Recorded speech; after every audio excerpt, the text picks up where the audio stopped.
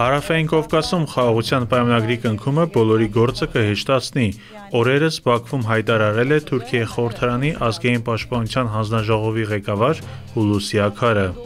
2018-ից 23 թվականները Թուրքիայի պաշտպանության նախարարի պաշտոնը զբաղեցրած Աքարը ելույթ է ունեցել Ադրբեջանում թուրքական պետությունների կազմակերպության խորհրդարանական հանձնաժողովների նիստին։ Նկատում ենք, որ վերջին շրջանում Երևանն ու Բաքուն երկկողմ գործընթացների հետևանքով դրական արդյունքների են հասել, եւ մենք ողջունում ենք այդ հանդիպումները, նշել է Աքարը։ Աքարն իր խոսքում հիշատակել է նաև, մեջբերում եմ, Ղարաբաղյան պատերազմում Ադրբեջանի գրանցած հաջողությունը, սակայն դա արել է ոչ այնքան Հայաստան-Ադրբեջան հակամարտության հանգուցալուծման համատեքստում, որքան թուրքական ազգային շահերն առաջ տանելու կոնտեքստում։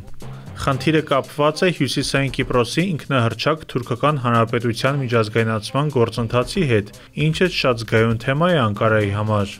Աքարը կոչ է արել թուրքական կազմակերպության անդամ երկրներին ճանաչել Կիպրոսի թուրքական հատվածը, այն հավասար հարթության վրա դնելով Կիպրոսի հունական հատվածին, Կիպրոսի հանրապետությանը։ Այդ համատեքստում նա բերել է Ղարաբաղի դեպքը, նշելով, որ նույն համերաշխությունը, որ ցուցաբերվել է վերոնշյալ խնդրի ժամանակ, նույն գործելավոճը պետք է որդեգրվի Կիպրոսի թուրքական հատվածի պարագայում։ Հյուսիսային Կիպրոսի թուրքական հանրապետությունը թուրքական աշխարհի անբաժանելի մասն է, եւ հավատում եմ, որ Ղարաբաղի հարցի շուրջ ցուցաբերած համերաշխությունը կկիրառվի նաեւ այս արդար գործի համար, որպեսզի հասնենք նրա միջազգային ճանաչմանը, իր խոսքում ընդգծել է Աքարը։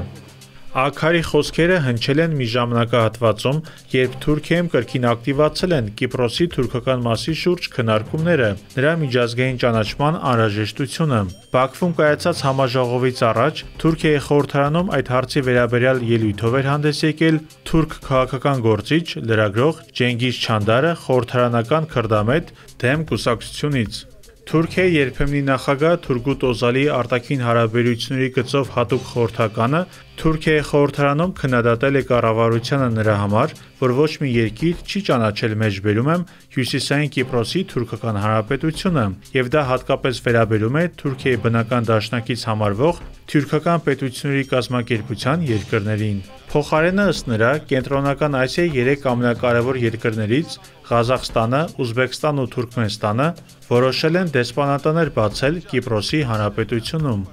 Չանդարը հիշատակել է նաև Ադրբեջանը, նշելով, որ Թուրքիայի համար ամենամոտ երկրներից մեկը նույնպես չի ճանաչել թուրքական Կիպրոսի անկախությունը, ինչը ըստ նրա խոսում է թուրքական կողմի անելիքների մասին։ Նա նաև հիշեցրել է, որ Թուրքիան թույլ է տալիս իր տարածքով ադրբեջանական նավթամթերքի տարանցում դեպի Իսրայել, որը վերջինս օգտագործում է Սիրիայի դեմ ի վնաս Անկարայի շահերի։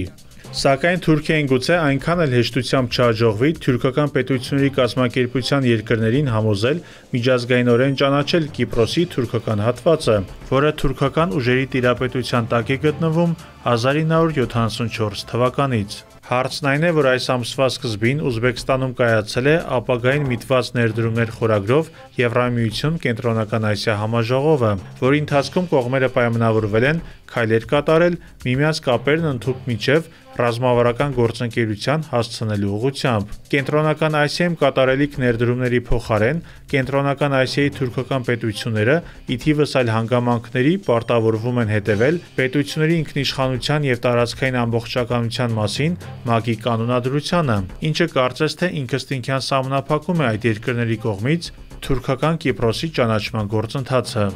Ինչ վերաբերում է Բաքվին, ապա Ադրբեջանը երկրի նախագահ Իլհամ Ալիևի մակարդակով չնայած վերջերս նշել է, որ կանգնած է Կիպրոսի թուրքական հատվածի կողքին, մեղադրելով Եվրամիությանը Հյուսիսային Կիպրոսի հանդեպ երկակի ստանդարտներ կիրառելու եւ անարդար վարվելու մեջ, միևնույն է իր հերթին խուսափում է ճանաչել թուրքական հատվածի անկախությունը։